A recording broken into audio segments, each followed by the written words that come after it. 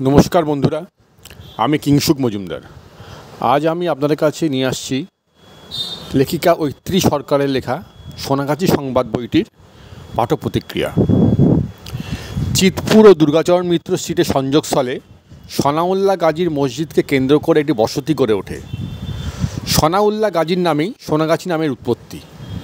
সোনাগাছি সমস্ত যুগেই যৌবন ও যৌনতার মুক্তাঞ্চল।